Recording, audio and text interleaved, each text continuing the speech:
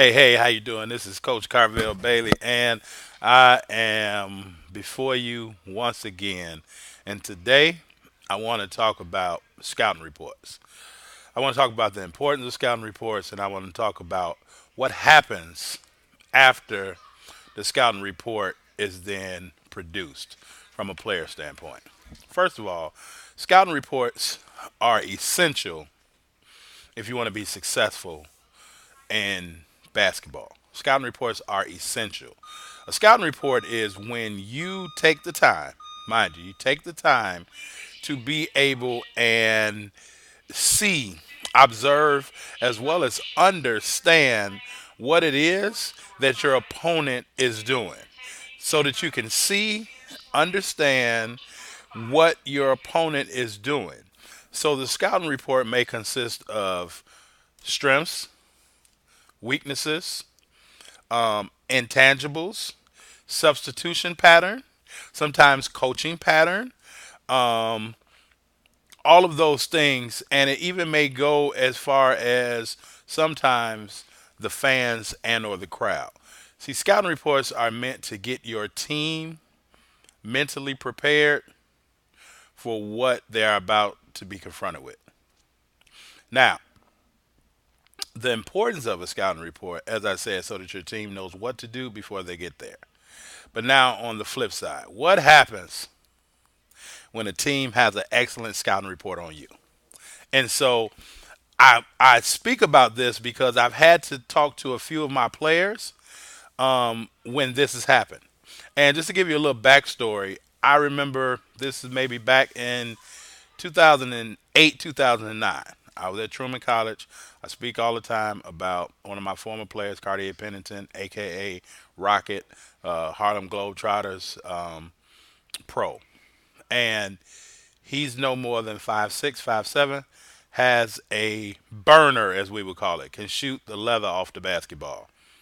But he's 5'6", and I always started 2 point guards, two people that can control the basketball.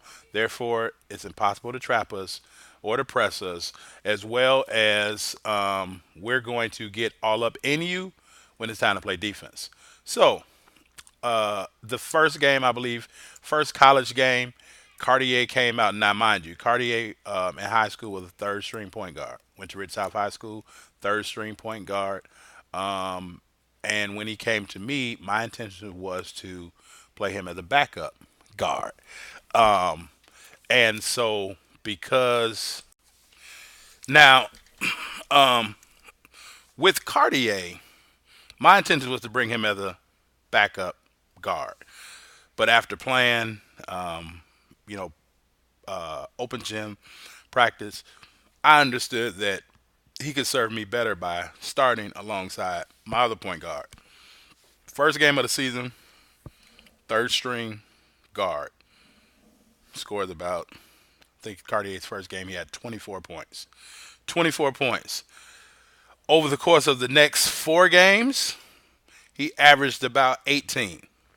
That fifth game, scouting report came out.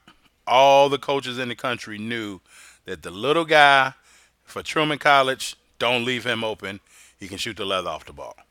Now what happened was now teams started playing him not only honestly, but playing him in a crowded way. Now they started crowding him, forcing him to put the ball on the ground, and now started to be a little bit more physical. Well, in turn, it totally threw Cartier off for like the next 2 or 3 games. And we had the conversation. He was like, "Man, they own me. They know everything that I'm doing." And now teams will do scouting reports on plays. They'll also do scouting reports on players. Just depends on how in depth that scouting report is. Most scouting reports will touch on the players as well as the plays all in one report. But that's a thorough, in depth scouting report. Now, here's what I told Cartier, and this is what I want to tell you. The best 2 ways, there are 2 things in which you can do when the scouting report is on you. All right.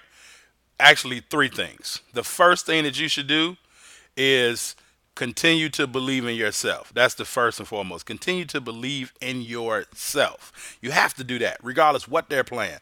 Man to man, boxing one, triangle and two, trapping, whatever. Believe in yourself and your skills. Second thing that you need to do, go set a screen. If you want to get open, hear me. If you want to get open as a basketball player, set a screen on somebody. Set a screen on somebody, and I would say 8 times out of 10 you will be open. There's a lot of things that you can do with a screen. You can set that screen. You can pin down on the screen. You can slip the screen. You can like screen the screener. There's a lot of different things in which you can do on screen action. But if you screen 8 times out of 10, you will be open. Third thing, always catch the ball in triple threat. Always catch the ball triple threat. The triple threat position is one of the most underutilized, but the most effective and efficient basketball tactic that you can use, period. Triple threat. Be able to pass, shoot, and or dribble, all from one position. Now, that what the triple threat does, now it keeps the defense honest. Because even if the defense knows when you're coming off, know when you're open, even if you're a catch and shoot person, now they go around the screen or they switching screens to get all on you. When you catch it, you still want to be in triple threat. Now they don't know what you may do. They don't know if you're going to catch it and pass it from triple threat, if you're going to catch it and shoot it from triple threat, or if you're going to catch it and dribble it and drive and attack from the triple threat. So those are 3 quick things that you can do when the scouting report is on you and they're taking away all the things that you love to do. That's what they're supposed to do. But now when they take away the things that you love to do, you stay focused and figure out here mentally, how do you still get to your spots and not conserve just as much energy? Now is when you set screens, you use the triple threat, and more importantly, you continue to believe in yourself. Now, there's no scouting report that can hold you down for the entire course of a game. None. I hope this helped you. I hope you apply it. And I wish you tremendous basketball results. Coach Bailey. Peace.